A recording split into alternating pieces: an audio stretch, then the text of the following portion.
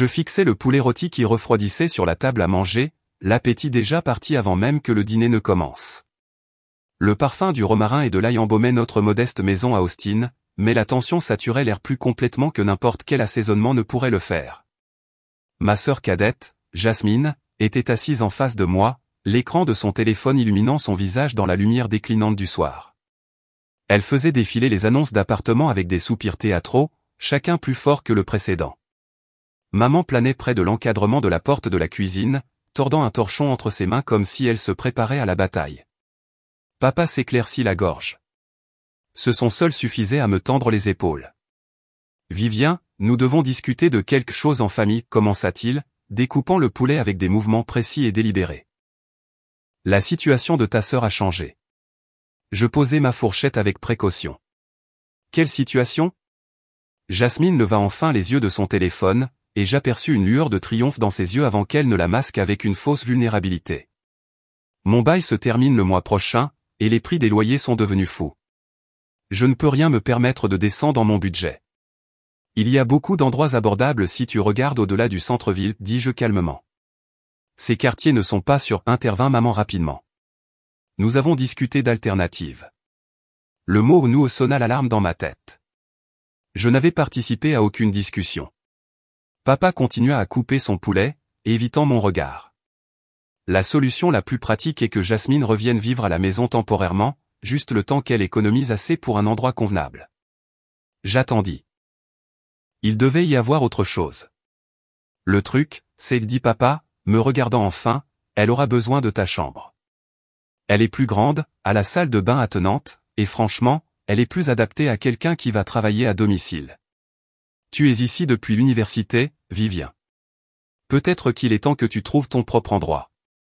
Les mots me frappèrent comme un coup physique. J'avais 28 ans, je travaillais 60 heures par semaine en tant que représentante pharmaceutique, et je payais $500 de loyer mensuel à mes parents. Pas grand-chose selon les normes du marché, mais je contribuais de manière significative aux dépenses du ménage et je n'avais jamais manqué un paiement. Vous me demandez de renoncer à ma chambre ? Ma voix sortit plus calme que je ne me sentais. Nous te demandons d'être raisonnable, dit maman. Jasmine est ta sœur. La famille est de la famille. J'aide cette famille depuis 6 ans, répondis-je. J'ai payé les soins dentaires de papa l'année dernière. J'ai couvert l'assurance auto de Jasmine pendant 8 mois quand elle était entre 2 emplois. J'ai acheté le nouveau réfrigérateur quand l'ancien est mort. La mâchoire de papa se crispa. Nous ne te demandons pas de faire l'inventaire des faveurs à table. Non, vous me demandez juste de partir. Personne ne te demande de partir, dit maman, bien que ses yeux racontaient une autre histoire. Tu pourrais prendre l'ancienne chambre de Jasmine. Elle est plus petite, mais tu es à peine à la maison de toute façon avec ton emploi du temps. Je visualisais l'ancienne chambre de Jasmine dans mon esprit, à peine assez grande pour un lit simple et une commode avec une fenêtre qui donnait sur le mur de briques du voisin. J'avais moi-même peint ma chambre actuelle il y a 3 ans, installé des étagères sur mesure et créé un espace qui ressemblait enfin au mien. Et si je dis non, demandai-je. Le silence qui suivit répondit à ma question plus complètement que des mots ne pourraient jamais le faire. Papa posa son couteau et sa fourchette avec une précision délibérée. Alors peut-être qu'il est temps que tu trouves ton propre endroit. Tu as presque 30 ans, Vivien. La plupart des gens de ton âge ne vivent pas chez leurs parents. La plupart des gens de mon âge n'ont pas été culpabilisés de rester à la maison pour aider aux dépenses familiales, rétorquai-je. Ça suffit, dit papa sèchement. Nous avons pris notre décision. Soit tu déménages dans la petite chambre et tu laisses Jasmine avoir la tienne, soit tu trouves ton propre appartement. Nous ne débattons pas de ça. Je regardais ma mère, attendant qu'elle intervienne, qu'elle dise que c'était trop dur, trop soudain. Elle évita mon regard, grignotant son propre plat. Jasmine, à son crédit, essaya d'avoir l'air compatissante, mais je vis la satisfaction se cacher sous son expression inquiète. Elle avait toujours été leur préférée, la créative, l'esprit libre qui avait besoin de compréhension et de soutien, tandis que j'étais la personne fiable qui n'avait besoin de rien. Combien de temps ai-je ? demandai-je doucement. 2 semaines devraient suffire, répondit papa, reprenant son repas comme s'il venait de discuter du temps qu'il faisait plutôt que de déplacer sa fille. Je me levai de table, ma chaise grinçant contre le parquet. Je serai parti à la fin de la semaine. Vivien, ne sois pas dramatique, commença maman. Je ne suis pas dramatique. Je suis pragmatique. Vous avez clairement indiqué vos priorités. Je marchais vers ma chambre, ma future ancienne chambre, et fermais la porte derrière moi. Mes mains tremblaient alors que je sortais mon ordinateur portable et ouvrais des sites web d'annonces d'appartements. Le studio le moins cher dans un quartier décent commençait à 1500 $ par mois. Les studios dans des quartiers douteux coûtaient 1200 $. Mon téléphone vibra. Un texto de Jasmine. Je suis vraiment désolé pour ça. Je ne pensais pas qu'il te ferait partir. J'ai supprimé le message sans répondre. Le lendemain matin, je me suis fait porter pâle au travail, la première fois que je le faisais depuis 18 mois. J'avais besoin d'un esprit clair et de temps ininterrompu pour planifier mon prochain déménagement. La situation avait cristallisé quelque chose que j'évitais depuis trop longtemps. J'avais passé 6 ans à faire passer les besoins de ma famille avant mon propre avenir, et je n'avais rien à montrer à part une chambre que j'étais sur le point de perdre. Je me suis rendu dans un café à 5 km de chez moi, j'ai commandé un grand café noir et j'ai ouvert mon ordinateur portable. Mon compte d'épargne affichait 43 000 $. De l'argent que j'avais accumulé grâce à une budgétisation prudente et aux bonus occasionnels pour avoir dépassé les objectifs de vente. Je m'étais toujours dit que j'économisais pour quelque chose d'important, mais je n'avais jamais défini ce qu'était ce quelque chose. Maintenant je savais. J'ai passé 3 heures à faire des recherches sur les marchés immobiliers, les taux hypothécaires et les propriétés d'investissement. Le marché immobilier d'Austin avait explosé au cours des 5 dernières années. Les maisons qui se vendaient 200 000 sont maintenant valorisées à 400 000 ou plus. La maison de mes parents, achetée il y a 20 ans pour 180 000, est maintenant évaluée à environ 550 000, selon des ventes comparables récentes. Ils avaient mentionné une fois, il y a des années, lors d'une conversation arrosée au vin, que leur rêve était de passer éventuellement à l'un des nouveaux aménagements du côté ouest de la ville. Plus précisément, ils admiraient Westlake Hills où des maisons modernes avec vue sur Hill Country se vendaient plusieurs millions de $. Papa nous avait conduits à travers le quartier à 2 reprises, ralentissant devant une maison de style contemporain particulière avec des fenêtres du sol au plafond et un garage pour 3 voitures. C'est le genre d'endroit où nous prendrons notre retraite un jour, avait-il dit avec nostalgie. Quand nous y arriverons enfin. Ce souvenir a déclenché une idée tellement audacieuse que je l'ai presque rejetée immédiatement. Presque. Au lieu de cela, j'ai ouvert un nouvel onglet de navigateur et j'ai recherché des propriétés à Westlake Hills. La plupart étaient hors de ma portée, mais je ne cherchais pas à acheter là-bas. Pas encore. Je cherchais des informations, des possibilités, des leviers. Mon téléphone sonna. Le travail. Je l'ai mis en sourdine. À midi, j'avais contacté 3 courtiers hypothécaires et 2 agents immobiliers. Ma cote de crédit était excellente, 780, et mes antécédents de revenus étaient solides. Un courtier m'a rappelé dans l'heure. Sur la base de votre profil financier, vous pourriez être admissible à un prêt allant jusqu'à 400 000, a-t-elle expliqué. Mais je vous recommanderais de rester en dessous de 350 pour maintenir vos mensualités confortables. Envisagez-vous des quartiers particuliers? Je suis flexible, dis-je. Mais je travaille dans la vente pharmaceutique, donc j'ai besoin d'un bon accès aux autoroutes et aux installations médicales. Nous avons fixé un rendez-vous pour le lendemain. Cet après-midi-là, je suis rentré à la maison pendant que mes parents étaient encore au travail. J'ai emballé mes effets personnels essentiels, vêtements, documents, ordinateur portable, quelques objets sentimentaux dans 3 grandes valises et 4 boîtes en carton. Tout le reste pouvait attendre ou être remplacé. La voiture de Jasmine était garée dans l'allée, mais elle était introuvable, probablement cachée dans sa chambre, évitant la confrontation. J'ai chargé mes affaires dans ma berline, faisant 3 voyages. Lors du dernier voyage, je me suis arrêté dans l'embrasure de la porte de ma chambre et j'ai jeté un long regard autour de moi.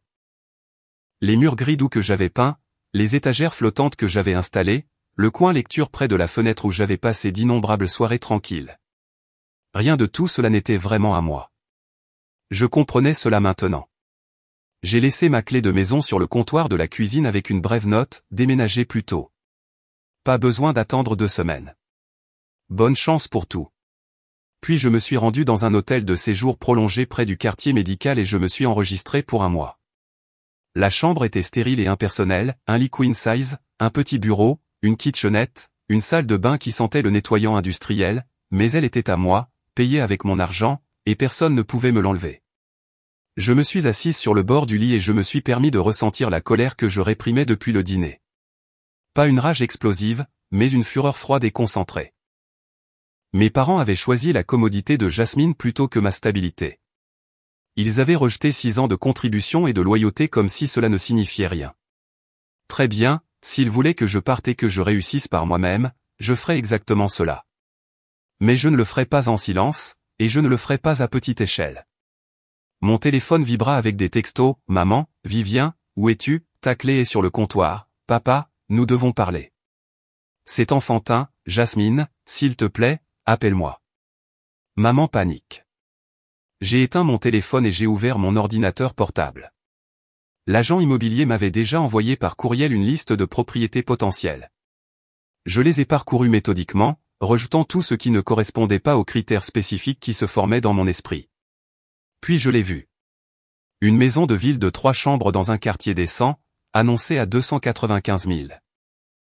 En dessous de la valeur marchande en raison de problèmes esthétiques mineurs, cuisine désuète, moquettes usées, une salle de bain qui avait besoin d'être carrelée, rien de structurel, rien que je ne puisse réparer avec le temps et un investissement modeste.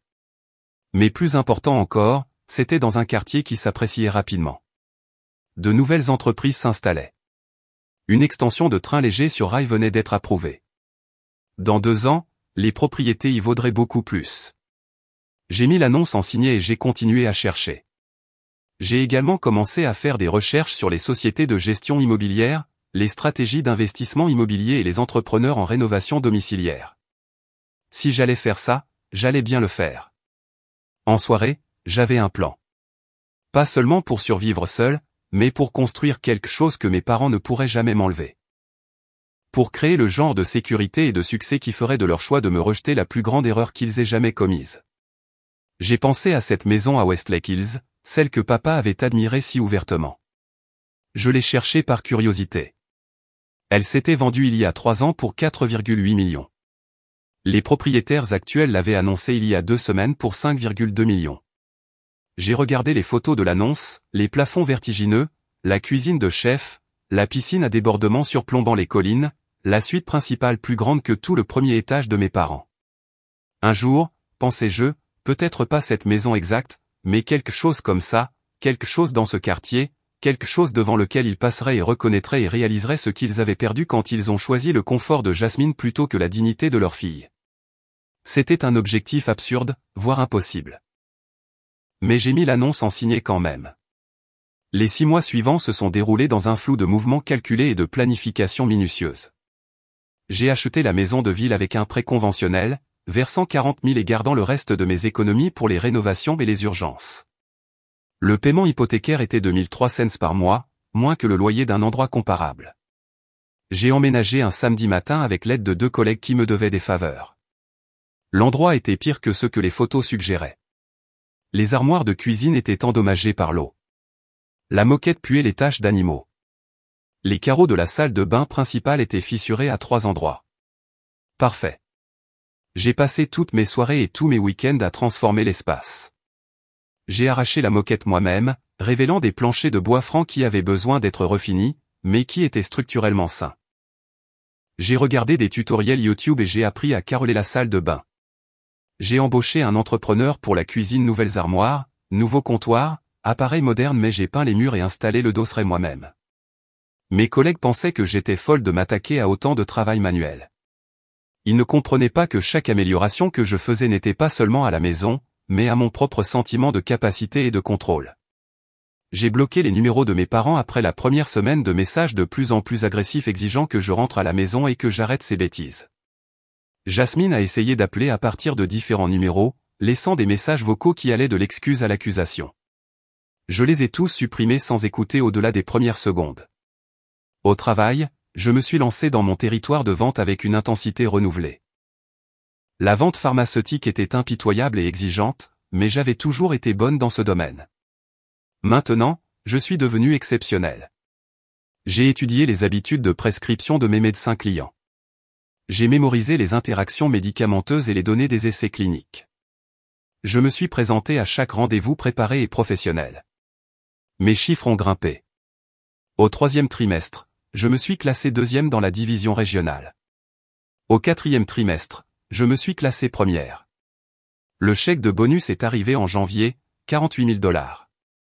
Je l'ai déposé immédiatement et j'ai commencé à faire des recherches sur mon prochain déménagement. La maison de ville valait maintenant 340 000, une augmentation de 45 000 en 6 mois. Le quartier se gentrifiait rapidement. Je pouvais vendre pour un profit rapide ou attendre une appréciation plus importante. Au lieu de cela, j'ai fait quelque chose de plus ambitieux. J'ai rencontré un courtier hypothécaire et j'ai exposé mon plan, garder la maison de ville, la louer et utiliser la valeur nette et mon revenu accru pour être admissible à une deuxième propriété. Quelque chose de plus grand, quelque chose que je pourrais aussi rénover et soit vendre, soit louer. C'est agressif, a dit le courtier, en examinant mes finances. Mais faisable. Votre revenu a considérablement augmenté cette année, et vous avez rapidement constitué une valeur nette. Si vous pouvez obtenir un locataire enfermé avec un bail solide, vous pourriez être admissible à 300 000 de plus. Et si je voulais me qualifier pour plus, demandai-je. Elle haussa un sourcil. Combien de plus? Beaucoup plus. Nous avons passé 2 heures à exécuter des scénarios. Avec une combinaison de financement conventionnel, d'un prêt immobilier d'investissement et d'une preuve de revenu locatif, je pouvais potentiellement être admissible à un maximum de 600 000. Si j'étais prête à prendre le risque, et si je pouvais démontrer des flux de trésorerie fiables provenant de la maison de ville, j'ai mis la maison de ville en location cette semaine-là à 1800 par mois, 300 au-dessus de mon hypothèque. Elle a été occupée en 4 jours par un jeune couple qui déménageait pour le travail, tous deux ayant des emplois stables et d'excellentes références. J'ai embauché une société de gestion immobilière pour gérer les problèmes quotidiens pour 10% du loyer mensuel. Puis j'ai commencé à chasser la propriété suivante. J'ai étendu ma recherche au-delà d'Austin proprement dit, en regardant les banlieues et les périphéries où les prix n'avaient pas encore rattrapé le cœur urbain, mais des améliorations d'infrastructures étaient prévues. J'ai assisté à des visites libres tous les week-ends. J'ai étudié les dossiers fiscaux et les cartes de zonage.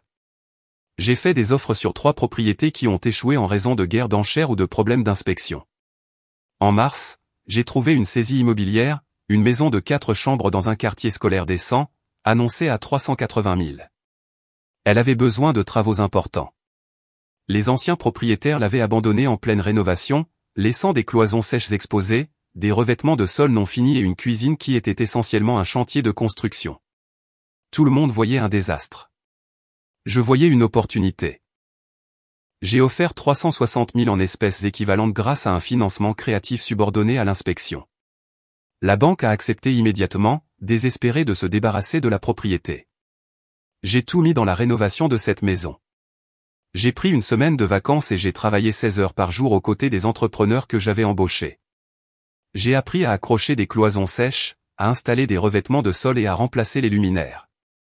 Le projet m'a complètement consumé, mais je ne m'étais jamais sentie aussi vivante ni plus déterminée.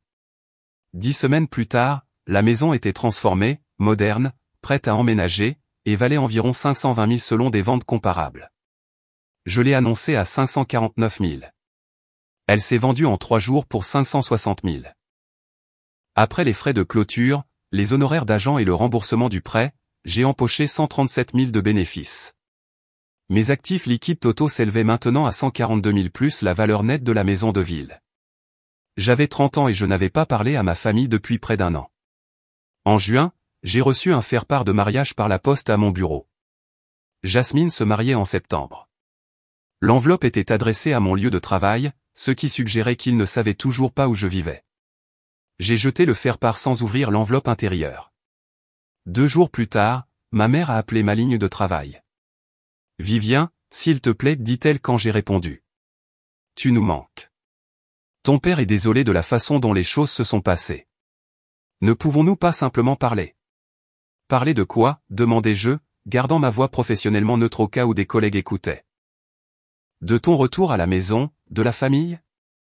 Du mariage de Jasmine. Elle veut que tu sois demoiselle d'honneur.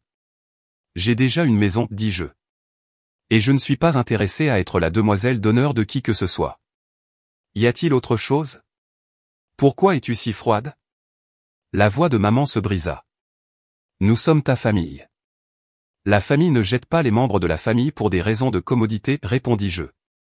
Je dois y aller. J'ai une réunion avec un client. J'ai raccroché avant qu'elle ne puisse répondre. Ce week-end-là, je suis allé à nouveau à la chasse aux maisons, pas pour une propriété d'investissement cette fois, mais pour quelque chose de différent. J'ai traversé Westlake Hills lentement, étudiant les rues et les maisons. Le quartier était encore plus impressionnant de près, pelouse soignée, véhicules de luxe, la confiance tranquille d'une richesse sérieuse. Et voilà, la maison que papa avait admirée. La maison de style contemporain avec des fenêtres du sol au plafond et un garage pour 3 voitures. Le panneau à vendre était toujours planté dans la cour avant. 5,2 millions. Je n'y étais pas encore. Pas même proche. Mais j'étais plus près que je ne l'étais il y a un an quand j'ai fait mes valises en silence et que j'ai quitté la seule maison que j'avais connue. J'ai sorti mon téléphone et j'ai appelé l'agent immobilier. J'aimerais fixer une visite, dis-je. L'agent immobilier m'a rencontré à la propriété de Westlake Hills un jeudi après-midi. Son nom était Patricia, et elle portait le genre de vêtements discrets et chers qui chuchotaient la richesse plutôt que de la crier. Elle m'a examiné avec l'évaluation pratiquée de quelqu'un qui avait appris à évaluer le sérieux d'un acheteur par ses chaussures et sa montre. Mes chaussures étaient bonnes, en cuir italien, achetées après mon dernier bonus. Ma montre était meilleure, un cadeau que je m'étais offert après le retournement de maison. J'avais appris que paraître prospère était la moitié de la bataille dans les salles où le succès réel se mesurait en millions. C'est une propriété importante, dit Patricia en déverrouillant la porte d'entrée.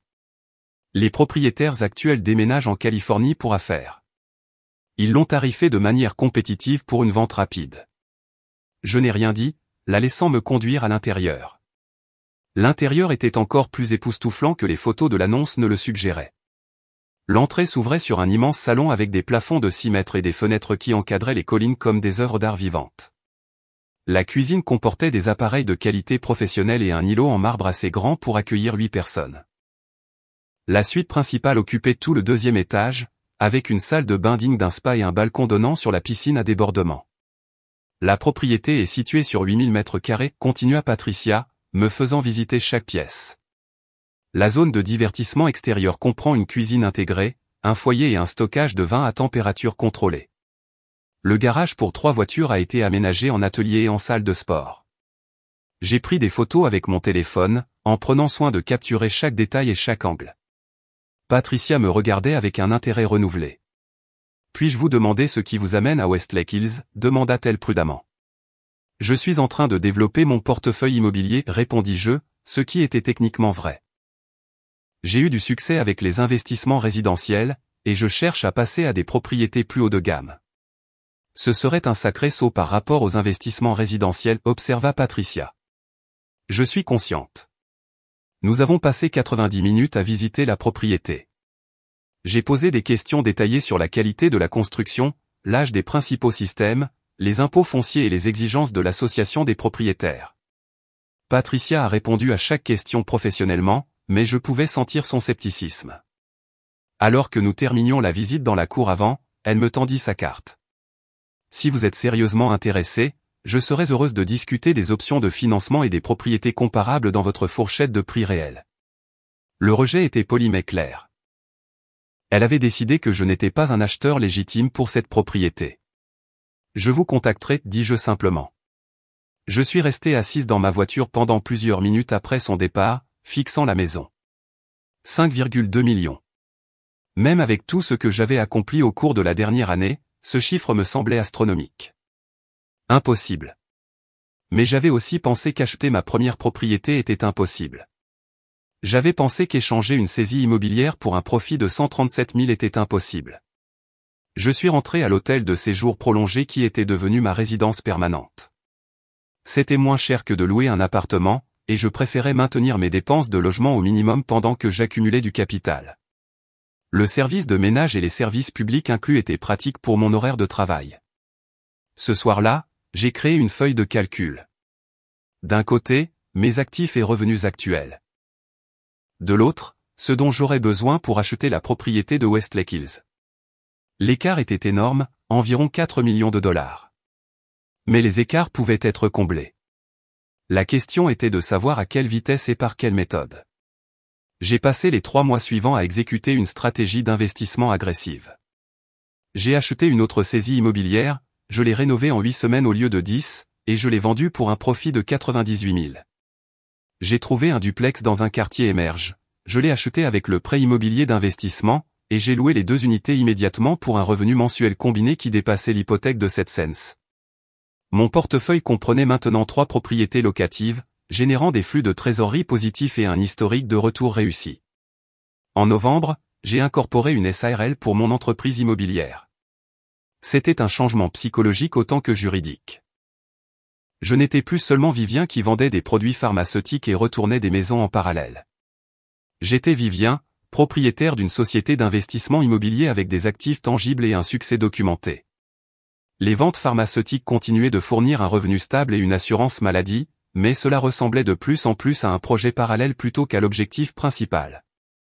J'ai embauché un comptable spécialisé dans les investisseurs immobiliers. Elle a examiné mes finances et ma trajectoire de croissance avec une minutie impressionnante. Vous faites tout ce qu'il faut, a-t-elle dit lors de notre 2e réunion. Agressif, mais pas imprudent. Vous construisez simultanément des capitaux propres et des flux de trésorerie.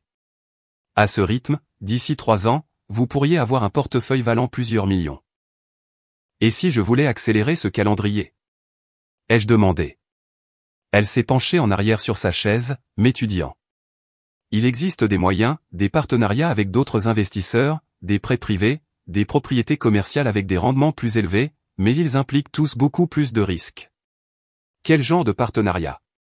Vous auriez besoin de trouver des investisseurs disposant de capitaux qui souhaitent les rendements que l'immobilier offre, mais qui n'ont pas le temps ou l'expertise nécessaire pour gérer eux-mêmes les propriétés. Vous fournissez les connaissances et la main-d'œuvre. Ils fournissent le financement. Vous partagez les bénéfices. Comment trouver ces investisseurs? Le réseautage, les groupes d'investissement immobilier, les conférences d'affaires, les personnes fortunées cherchant à diversifier. C'est un travail basé sur les relations. Je l'ai remercié et suis reparti avec une nouvelle direction à explorer. Ce week-end-là, Jasmine s'est mariée. J'ai vu les photos sur les réseaux sociaux, elle dans une robe blanche qui a probablement coûté plus cher que ma première voiture, mes parents rayonnant à côté d'elle, le lieu élégant avec ses guirlandes lumineuses et ses arrangements floraux. Je n'ai rien ressenti en regardant ces images. Aucun regret, aucune nostalgie, aucune tristesse. Cela m'a surpris plus que tout. Quelque part au cours de l'année passée, j'avais cessé de me soucier de leur approbation ou de leur inclusion.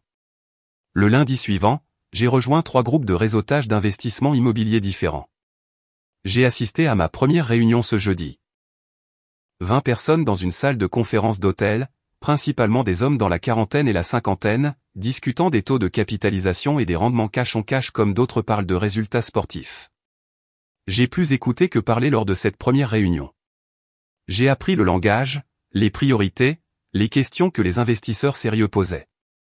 Un homme a mentionné qu'il cherchait quelqu'un pour gérer un portefeuille de propriétés locatives qu'il avait acquises par héritage, mais n'avait aucun intérêt à les exploiter lui-même. Après la réunion, je l'ai approché. Je n'ai pas pu m'empêcher d'entendre votre situation.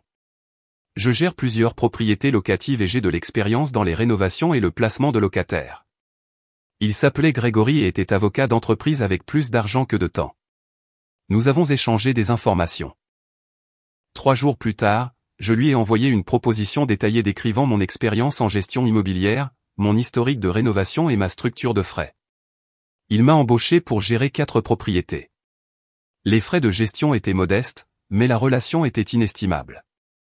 Grégory m'a présenté à 2 autres investisseurs recherchant des services similaires. En moins de 2 mois, je gérais 11 propriétés que je ne possédais pas, mais qui généraient un revenu stable grâce aux frais de gestion. Plus important encore, j'établissais des relations avec des personnes qui avaient du capital et qui me regardaient prouver que j'étais fiable et compétente. En février, 18 mois après avoir quitté la maison de mes parents, Grégory m'a appelé à propos d'un type d'opportunité différent. J'ai un collègue qui cherche à investir dans l'immobilier résidentiel, mais ne veut pas s'occuper du côté opérationnel, a-t-il expliqué. Elle dispose de 400 000 $ qu'elle souhaite déployer. Je lui ai mentionné ce que vous avez fait. Elle est intéressée à discuter d'un partenariat. La collègue s'appelait Diane et était chirurgienne avec une pratique florissante et aucun intérêt pour les responsabilités de propriétaire. Nous nous sommes rencontrés dans un café chic du centre-ville, et je suis arrivé préparé avec une présentation décrivant les stratégies d'investissement potentielles, les rendements projetés et les évaluations des risques. Diane écoutait attentivement, posant des questions pointues sur l'analyse du marché, les taux de vacances et les stratégies de sortie. Ce n'était pas quelqu'un qui prenait des décisions basées sur le charme ou l'optimisme. Elle voulait des données. À quoi ressemblerait la structure du partenariat, a-t-elle finalement demandé. Vous fournissez le capital pour l'acquisition de la propriété et les rénovations majeures, ai-je proposé. Je fournis l'expertise, la gestion immobilière et la main-d'œuvre. Nous partageons les bénéfices 60/40 en votre faveur jusqu'à ce que vous ayez récupéré votre investissement initial plus un rendement de 10%.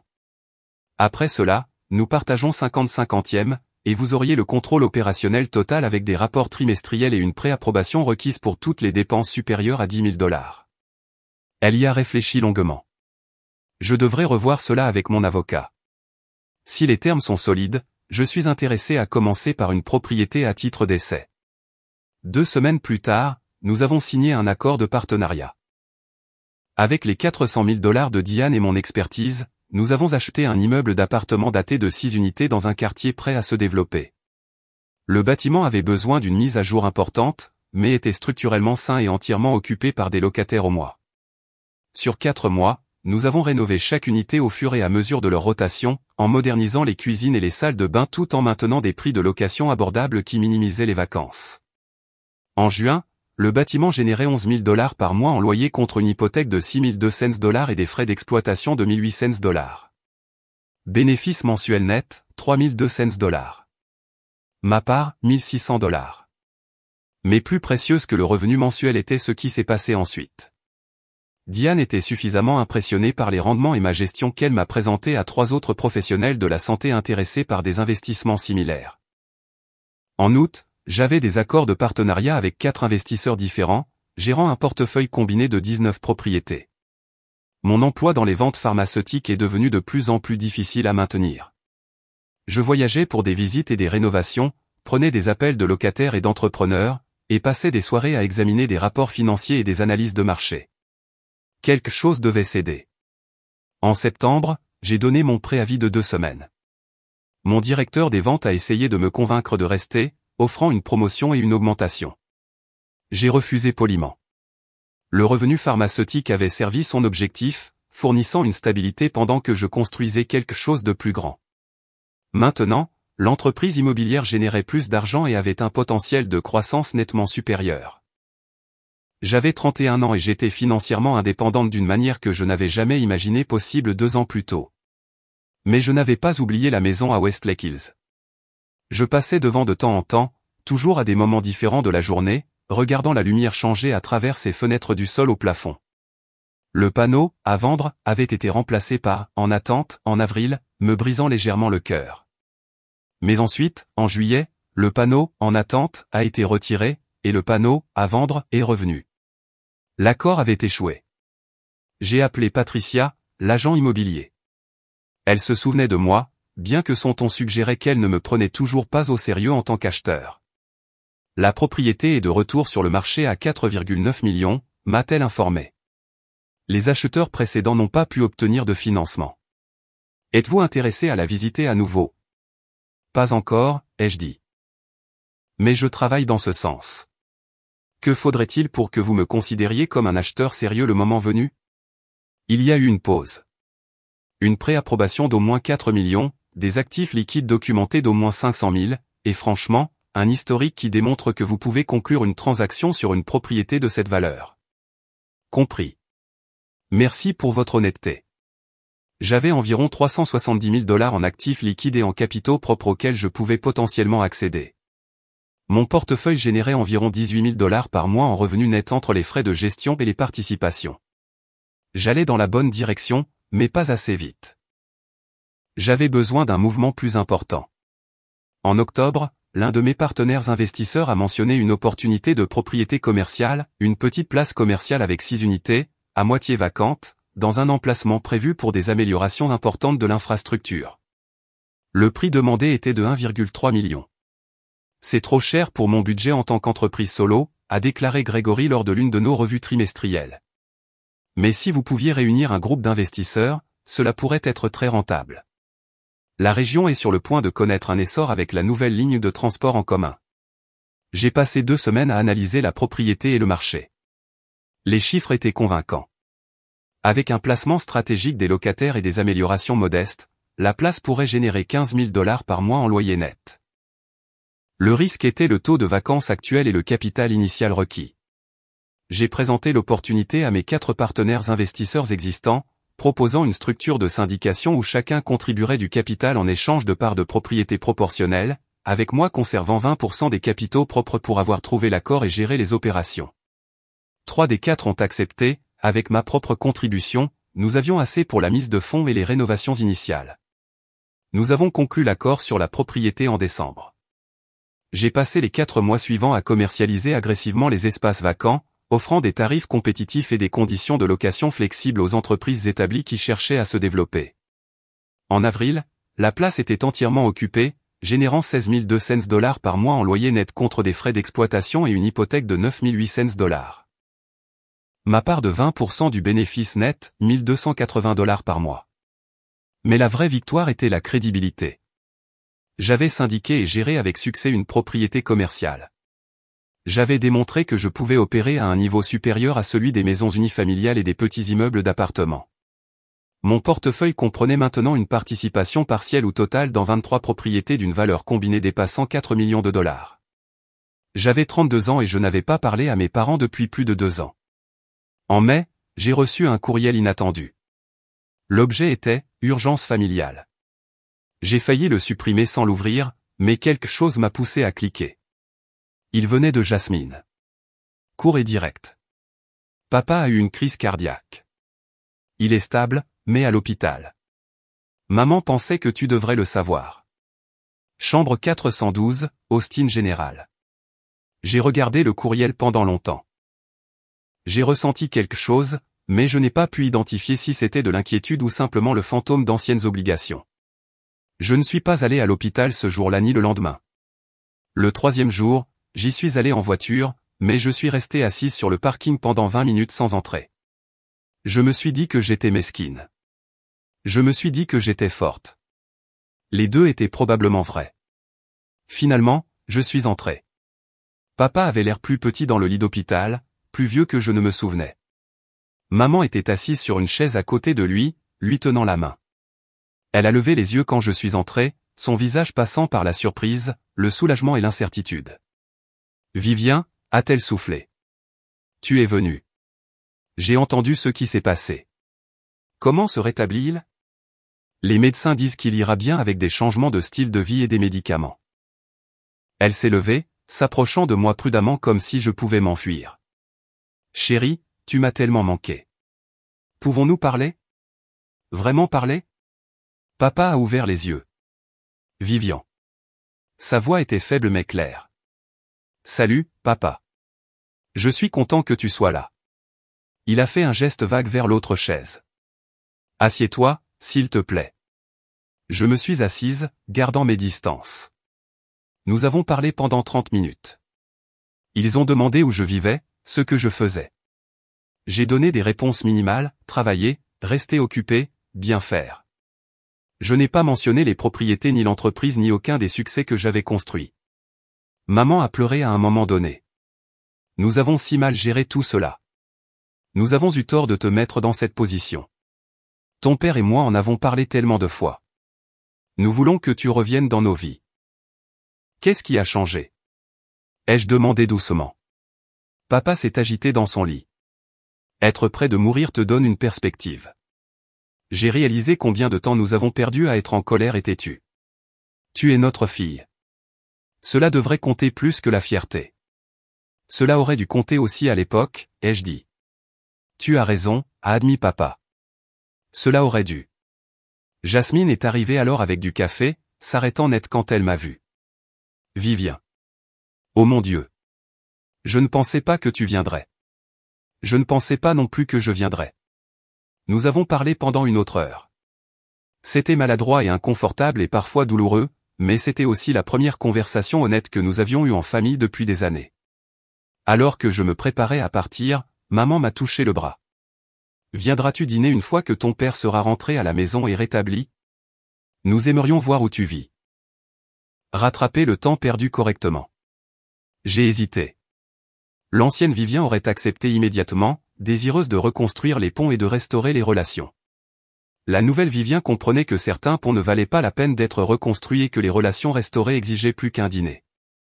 Peut-être, ai-je dit. Laissez-moi y réfléchir. J'ai quitté l'hôpital avec des sentiments mitigés. Une partie de moi voulait renouer, avoir à nouveau une famille. Une partie de moi se souvenait d'être assise à cette table à dîner pendant qu'ils discutaient de me déplacer comme si j'étais un meuble. Au cours du mois suivant, nous avons échangé des textos de temps en temps, des mises à jour polies sur le rétablissement de papa, de brefs échanges sur la météo et le travail. Rien de substantiel. En juillet, maman a appelé. Ton père va beaucoup mieux. Nous aimerions vraiment que tu viennes dîner. Samedi prochain, juste nous 4. J'ai accepté avant de pouvoir me dissuader. Samedi est arrivé. J'ai conduit jusqu'à mon ancien quartier pour la première fois en plus de 2 ans. Rien n'avait changé, les mêmes maisons, les mêmes rues, le même sentiment de confort modeste de la classe moyenne qui avait autrefois été tout mon monde. Je me suis garé devant leur maison et je suis resté assise un instant, me ressaisissant. Puis j'ai remarqué quelque chose. La maison avait l'air fatiguée. La peinture s'écaillait. La pelouse avait besoin d'attention. Le porche d'entrée avait une rampe cassée dont je ne me souvenais pas auparavant. J'ai frappé plutôt que d'entrer. Maman a ouvert la porte avec un sourire éclatant qui semblait forcé. Vivien, entre. Entre. L'intérieur avait l'air pire que l'extérieur. Les meubles étaient plus usés que je ne me souvenais. Le tapis montrait des motifs de circulation. De petits problèmes d'entretien partout, une poignée d'armoires lâches, un robinet qui goutte, des plaintes éraflées. Papa était assis dans son fauteuil inclinable, ayant l'air en meilleure santé qu'à l'hôpital, mais toujours diminué d'une certaine manière. « Bienvenue à la maison », a-t-il dit. « Merci de m'avoir invité. » Le dîner était inconfortable. Nous avons discuté de la santé de papa, de la recherche d'emploi de Jasmine, apparemment, elle avait été mise à pied il y a 3 mois, des commérages du quartier. Personne n'a posé de questions sur ma vie au-delà des questions superficielles. Finalement, au dessert, papa s'est éclairci la gorge. « Vivien, il y a quelque chose dont nous voulions discuter avec toi. » Voilà, pensais-je. Ta mère et moi envisageons de réduire la taille de notre maison, a-t-il continué. La maison est trop grande pour nous maintenant, et l'entretien devient difficile. Nous pensons à vendre et à déménager dans un endroit plus petit. D'accord, ai-je dit prudemment. Maman est intervenue. Nous avons pensé que puisque tu vas bien. Tu dois bien aller. Tu as l'air merveilleuse. Peut-être que tu voudrais acheter la maison. Rester dans la famille. Nous pourrions te faire un bon prix. J'ai posé ma fourchette lentement. Quel genre de prix? Eh bien, la maison vaut environ 550 000 selon les évaluations. Nous te la vendrions 490. C'est une réduction importante. J'ai fait quelques calculs rapides. Ils devaient encore environ 270 000 sur l'hypothèque, d'après ce dont je me souvenais de leur situation financière il y a des années. À 490, ils encaisseraient environ 220 après les frais de vente et le remboursement. C'est généreux, ai-je dit d'un ton neutre. Puis-je demander pourquoi vous envisagez de vendre? Papa et maman ont échangé des regards. Des pressions financières, a finalement admis papa. Des factures médicales suite à la crise cardiaque, des investissements qui n'ont pas fonctionné. Nous avons pensé qu'il était logique de réduire la taille. Et vous avez pensé que je voudrais acheter la maison de mon enfance, ai-je demandé. La maison que vous m'avez demandé de quitter? Le silence s'est abattu sur la table. Vivien, nous nous sommes excusés pour cela, a dit doucement maman. Nous essayons d'aller de l'avant. En me demandant de vous renflouer financièrement. Ce n'est pas ce que c'est, a dit papa. Mais ses yeux racontaient une histoire différente. Je me suis levé. Merci pour le dîner. Je vais réfléchir à votre offre. Je suis parti rapidement avant que la colère qui bouillonnait dans ma poitrine ne se répande en mots que je pourrais regretter. Dans ma voiture, je suis resté assise en serrant le volant jusqu'à ce que mes mains me fassent mal. Ils ne m'avaient pas invité à me réconcilier. Ils m'avaient invité à résoudre leurs problèmes financiers. Les excuses ne portaient pas sur un remords sincère, mais sur le fait de m'amadouer pour cette demande. Je suis rentré chez moi et j'ai passé la soirée à examiner mes finances. Mon portefeuille était solide. Mon flux de trésorerie était excellent. Mes actifs liquides avaient atteint 490 000 $, presque assez. Le lendemain matin, j'ai appelé Patricia. La propriété de Westlake Hills est-elle toujours disponible? Elle l'est. Appelez-vous en tant qu'acheteur sérieux. Planifiez une deuxième visite et préparez-vous à recevoir ma lettre de préapprobation. J'ai passé la semaine suivante à travailler avec un prêteur privé spécialisé dans les investisseurs immobiliers fortunés. J'ai présenté mon portefeuille, mes documents de revenus, mon historique. Les chiffres étaient serrés, mais avec une structuration créative, en utilisant mon portefeuille de location comme garantie et en faisant entrer un petit partenaire d'investissement pour 20% des parts, nous avons réussi. La lettre de préapprobation est arrivée pour 4,5 millions de $. J'ai appelé mes parents. J'ai pensé à votre offre. Je ne suis pas intéressé par l'achat de votre maison, mais je veux m'assurer que nous sommes clairs sur une chose, je vais très bien, mieux que vous ne le pensiez apparemment. Je n'ai pas besoin de relations familiales ou d'argent familial. J'ai tout construit moi-même après que vous m'ayez demandé de partir. Maman a commencé à protester, mais j'ai continué. Je ne suis plus en colère. Je suis reconnaissante. Vous m'avez forcé à devenir quelqu'un que je n'aurais pas été autrement. Alors, merci pour ça. J'ai raccroché, me sentant plus légère que je ne l'avais été depuis des mois. Puis, j'ai appelé Patricia. Écrivons une offre. Le processus d'offre s'est déroulé plus vite que je ne l'avais prévu. J'ai proposé 4,8 millions, en dessous du prix demandé, mais avec une preuve de fonds et un calendrier de clôture rapide qui l'a rendu attrayant pour les vendeurs désireux de déménager. Ils ont fait une contre-offre à 4,95. J'ai accepté. L'inspection a révélé des problèmes mineurs que j'ai négociés jusqu'à 4,9 millions.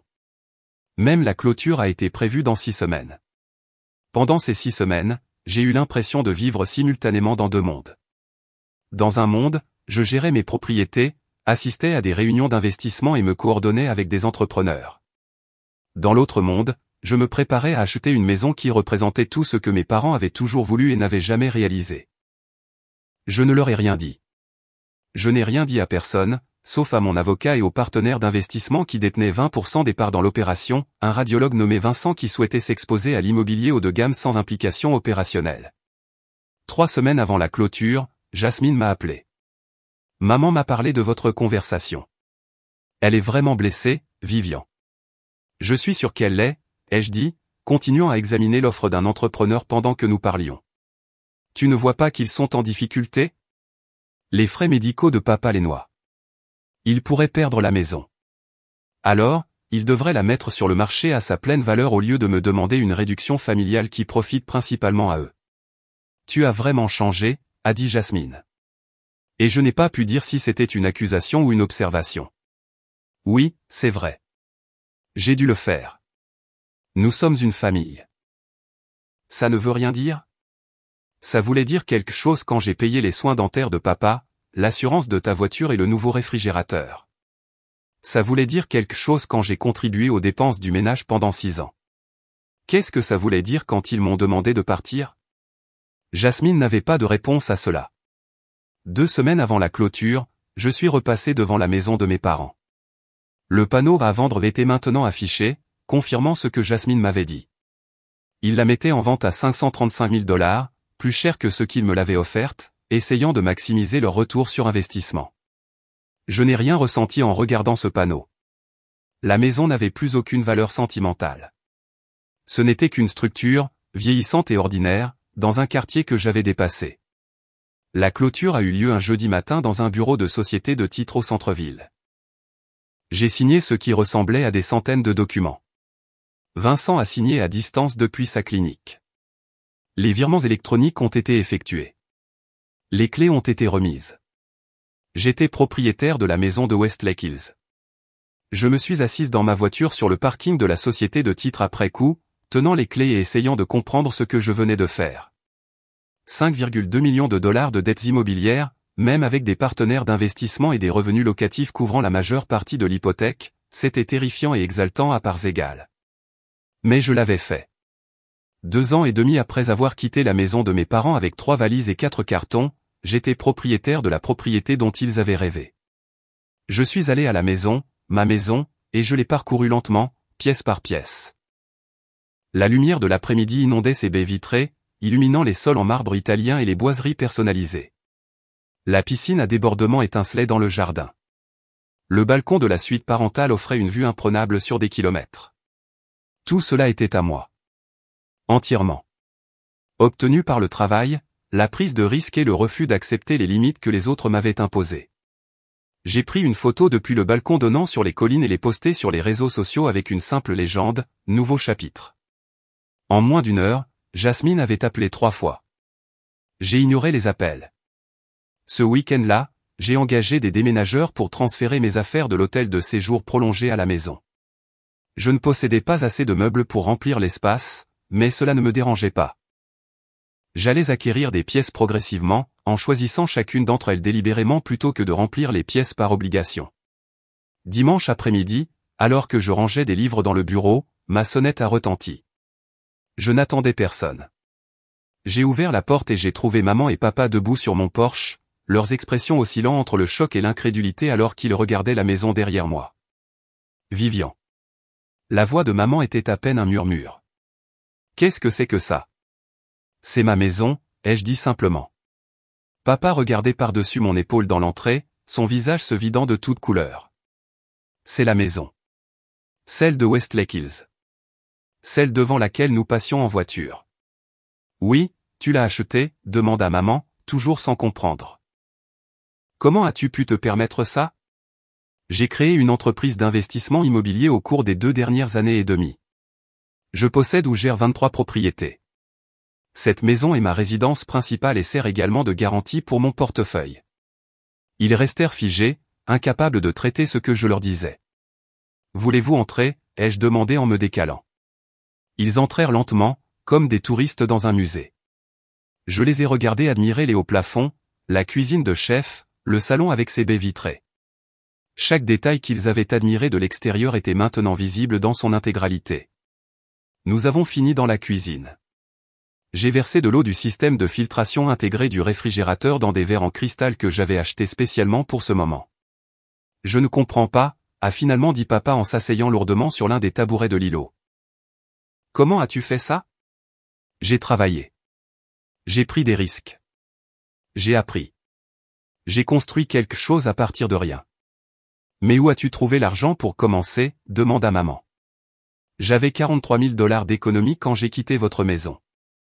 De l'argent que j'ai économisé en vivant là et en contribuant aux dépenses familiales. J'ai fait une pause. De l'argent que j'aurais pu continuer à contribuer si vous ne m'aviez pas demandé de partir. Les mots ont atterri comme des coups physiques. Nous ne t'avons pas demandé de partir, protesta faiblement maman. Nous avions juste besoin que tu sois flexible. Vous m'avez donné un ultimatum, prendre la plus petite chambre ou trouver mon propre logement. J'ai choisi mon propre logement. Puis j'ai choisi de construire quelque chose que vous ne pourriez jamais m'enlever. Le visage de papa était passé du pâle au rouge. Alors c'est une vengeance. Tu as acheté cette maison pour nous blesser? Non, ai-je dit honnêtement. J'ai acheté cette maison parce que je la voulais, parce que je pouvais, parce que j'ai construit une vie où je peux choisir ce que je veux au lieu d'accepter ce que les autres me disent de me contenter. Si cela vous blesse, c'est accessoire. Nous t'aurions aidé si nous avions su que tu étais en difficulté, a dit maman.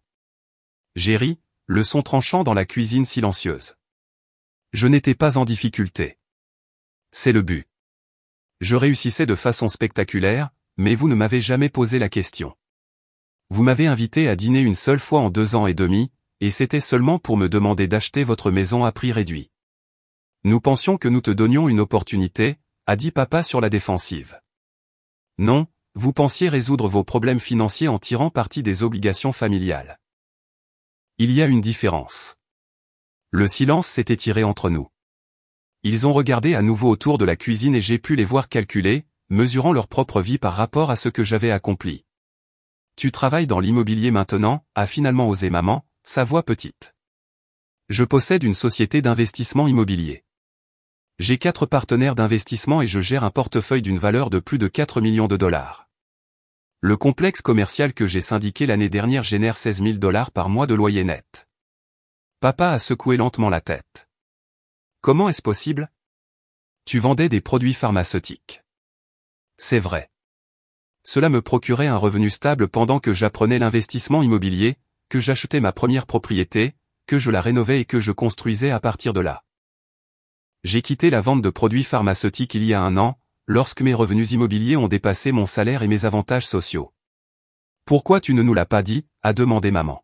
« Pourquoi nous as-tu complètement exclus ?»« Parce que vous m'avez exclu en premier », ai-je dit doucement.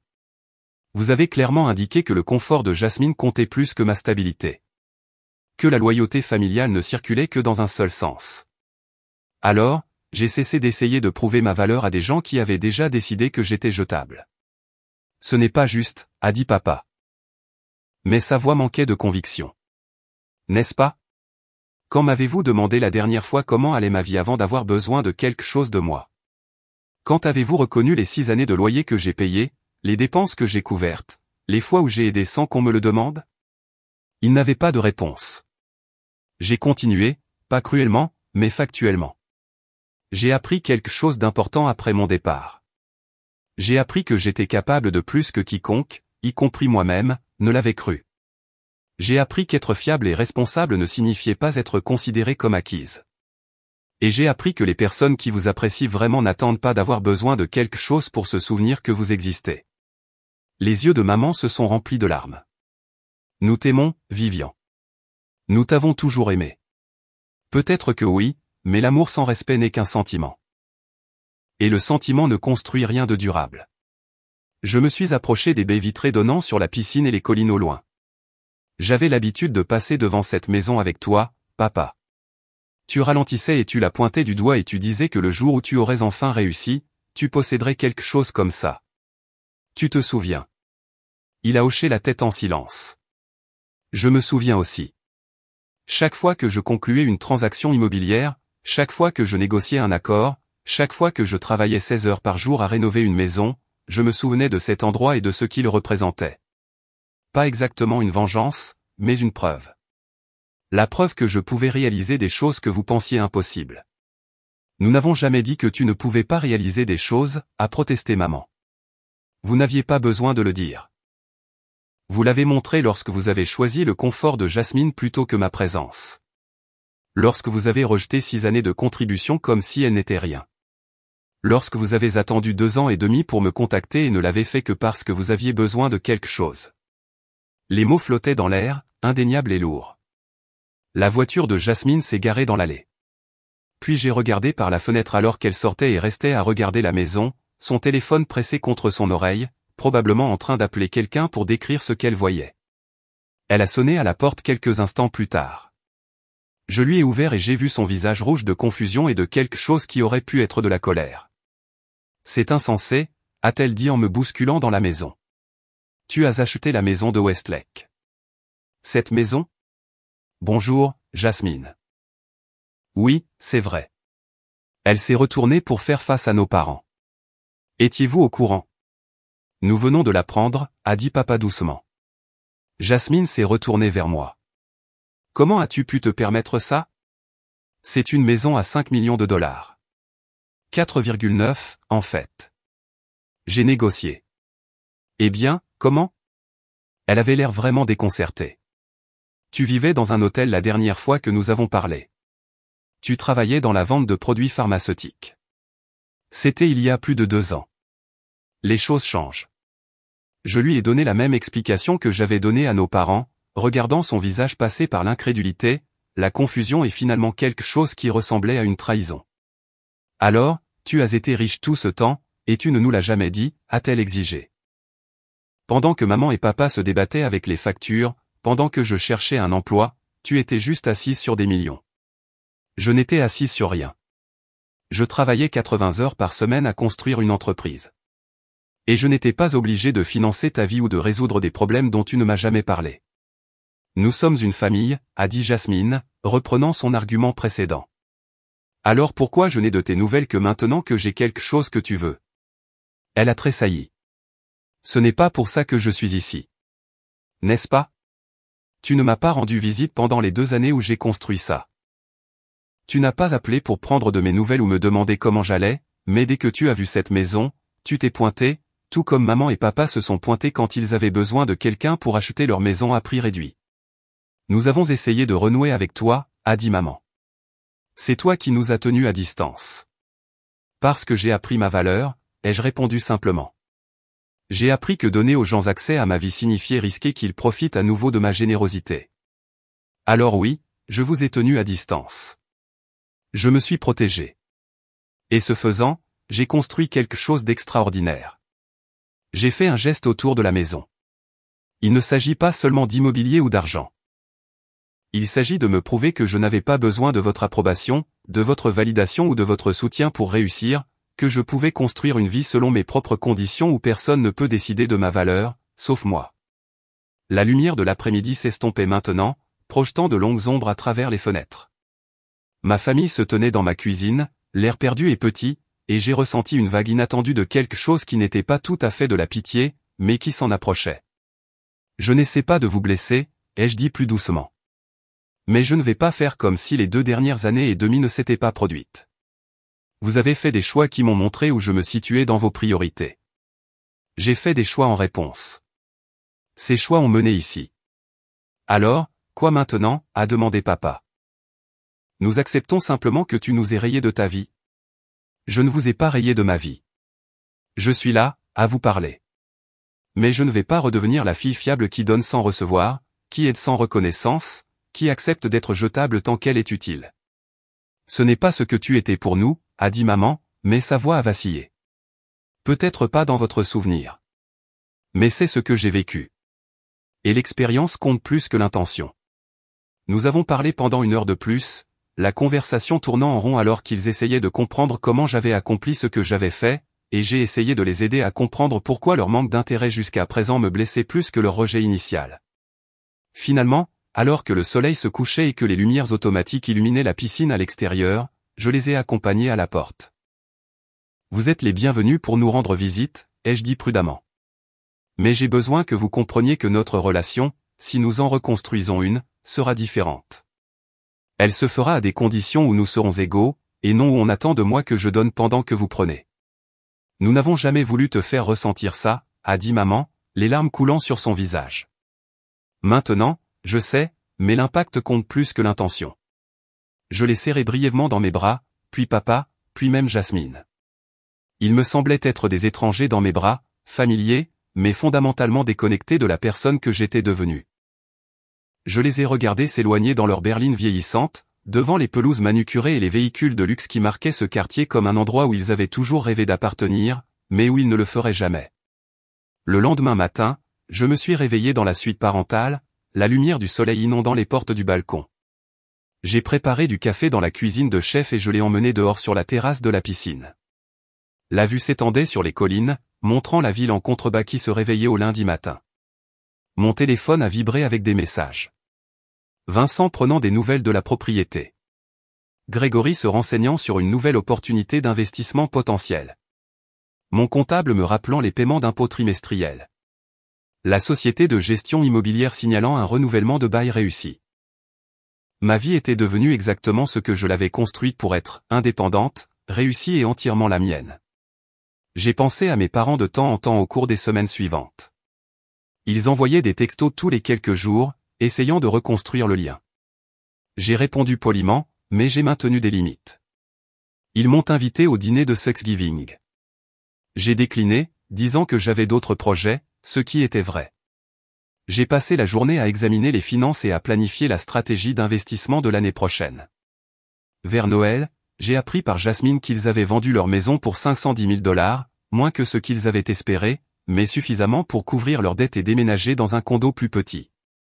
Elle semblait s'attendre à ce que je me sente coupable de ne pas les avoir aidés. Au lieu de cela, j'ai été soulagé qu'ils aient trouvé leur propre solution. En janvier, 3 ans après avoir quitté leur maison, je suis passé devant leur ancien quartier une dernière fois. Les nouveaux propriétaires avaient déjà repeint et aménagé le paysage. Il avait l'air frais et mis à jour, plus la structure fatiguée que mes parents avaient du mal à entretenir. Je n'ai rien ressenti en le regardant, sauf une légère curiosité au sujet des rénovations. Ce soir-là, j'ai organisé un petit dîner pour mes partenaires d'investissement et leurs conjoints. Nous avons mangé des plats traiteurs sur la terrasse au bord de la piscine, discutant des tendances du marché et des opportunités à venir. Personne n'a mentionné ma famille ou posé des questions sur mes antécédents. Ils ne me connaissaient que sous le nom de Vivian, qui a constitué un portefeuille de plusieurs millions de dollars avant d'avoir 33 ans. C'était suffisant. Plus tard, après que tout le monde soit parti et que j'étais en train de ranger, je me suis tenu sur le balcon de la suite parentale en regardant les lumières de la ville. Quelque part là-bas, mes parents s'installaient dans leur nouvelle vie, plus petite. Ma mère avait accepté un emploi à temps partiel pour compléter ses revenus de retraite réduits, travaillant dans le commerce de détail à 63 ans parce qu'ils n'avaient pas planifié adéquatement leur avenir. Le mariage de Jasmine avait pris fin après 18 mois lorsque son mari s'était rendu compte qu'elle apportait plus de dettes que d'actifs à la relation. Elle était retournée vivre chez ses parents dans leur condo de 2 chambres, dormant sur un canapé-lit dans le salon, la situation même que j'avais refusé d'accepter 3 ans plus tôt. L'ironie ne m'a pas échappé. Ils m'avaient poussé dehors pour faire de la place à Jasmine, et maintenant ils étaient tous entassés dans un espace que personne ne voulait, liés par la nécessité financière plutôt que par le choix. J'ai appris ces détails par des messages occasionnels de la famille élargie qui ne comprenait pas pourquoi je restais distante. Je n'ai pas expliqué. Certaines leçons ne pouvaient être apprises qu'en les vivant. J'ai regardé en arrière la maison derrière moi. Ma maison, gagnée par la prise de risque, le travail et le refus d'accepter les limites des autres. Certains pourraient appeler ce que j'avais fait une vengeance. Mais la vengeance impliquait que j'avais fait cela pour leur faire du mal. La vérité était plus simple et plus complète, j'avais fait cela pour me sauver. La douleur qu'ils ressentaient n'était que le coût des leçons apprises trop tard.